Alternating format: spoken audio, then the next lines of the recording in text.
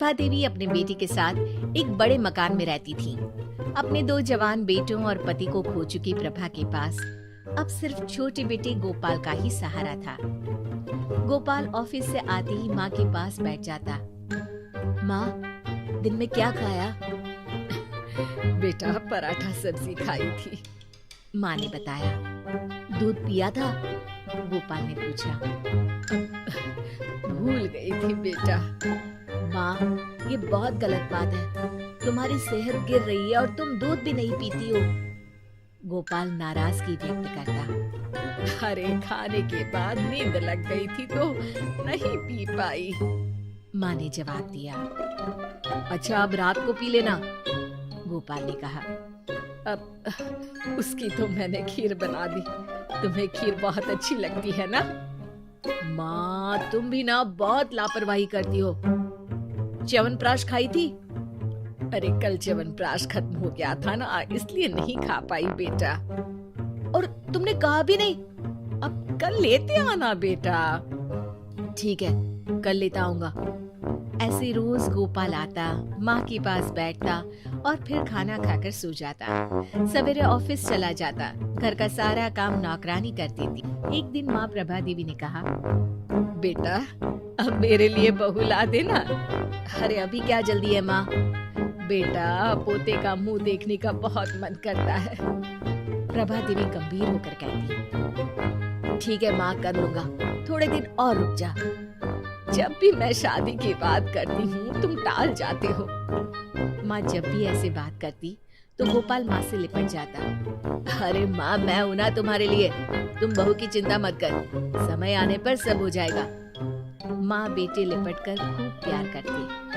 गोपाल का एक दोस्त था मोहन। दोनों साथ साथ पढ़े थे और संयोग से नौकरी भी एक साथ एक ऑफिस में ही लगी। लंच के समय एक दिन मोहन ने गोपाल से पूछा, अरे यार, कभी तुम्हारे किसी रिश्तेदार को तुम्हारे यहाँ आते जाते नहीं देखा? पिताजी के मरने के बाद सारे रिश्तेदारों ने हम लोगों से नाता खत्म कर लिया, गोपाल ने बताया। क्यों? इस समय तकलीफ में रिश्तेदार ही तो काम आते हैं, मोहन ने आश्चर्य से कहा। लेकिन मेरे साथ ऐसा नहीं हुआ। यहाँ तक कि चाचा जिन्हें पिताजी ने पढ़ाया लिखाया था उन्होंने भी नाता तोड़ दिया।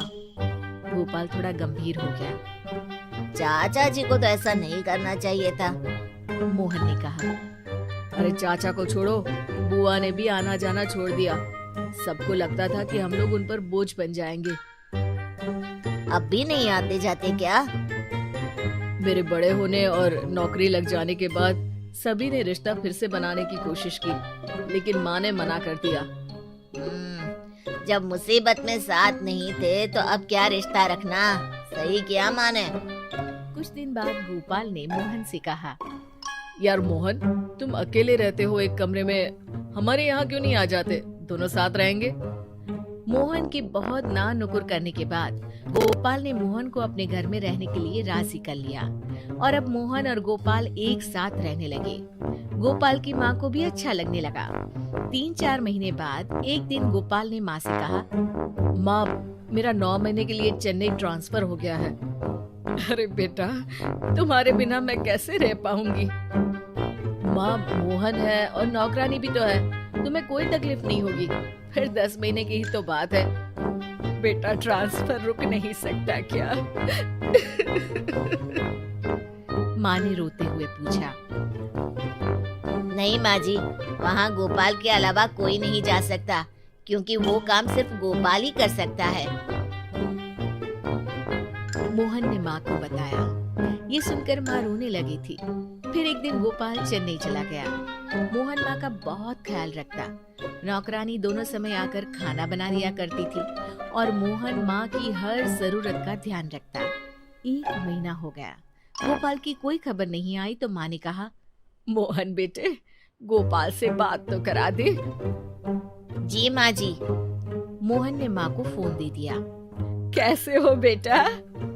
मैं बिल्कुल ठीक हूँ माँ, तुम चिंता मत करो। हर महीने माँ गोपाल से बात करती और गोपाल हर बार यही कहता, अब बस माँ 3 महीने और रुकना पड़ेगा, कुछ काम बाकी है ना। अरे जल्दी आना बेटा, तुझे देखे बहुत दिन हो गए। अरे चिंता मत कर माँ, मोहन है तो।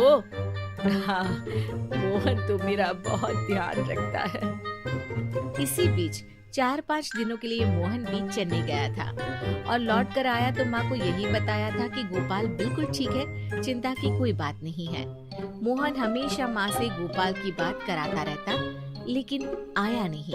एक बार माँ बहुत बीमार पड़ी, फिर भी गोपाल नहीं आया। माँ की हालत खराब होती जा रही थी। आस पड़ोस के लोग तरह तरह की बातें करते। और ऐसा बेटा भी क्या जो माँ की बीमारी में भी नहीं आए? चेन्नई बहुत दूर है, आने में समय लगता है। फिर सरकारी नौकरी में छुट्टी इतनी जल्दी कहाँ मिलती है। कुछ दिन बीते, माँ की हालत बहुत खराब हो गई और फिर वो मर जाती है। हे भगवान, मोहन कैसा बेटा है गोपाल जो माँ की मौत में भी नहीं आया। फिर जो कहानी मोहन पड़ोसियों को बताता है, उससे सभी हैरान रह जाते हैं। गोपाल को एक लाइलाज बीमारी थी। डॉक्टर ने उसे बता दिया था कि वो कुछ दिनों का ही मेहमान है, लेकिन माँ अपने 2 बेटों को खो चुकी थी, पति भी नहीं थे। अगर गोपाल की ये खबर लगती तो वो जितना जीना था वो भी नहीं जी पाती। और गोपाल ये बिल्कुल नहीं चाहता था कि उसकी माँ उसकी भी मौत देखे और बेमौत मर जाए। हैं? फिर वो फोन पर कौन बात करता था? वो रिकॉर्डेड आवाज मुझे दे गया था, जो मैं माँ को सुना देता था। गोपाल की इच्छा अनुसार सारी संपत्ति मोहन ने अनाथालय को दे दी।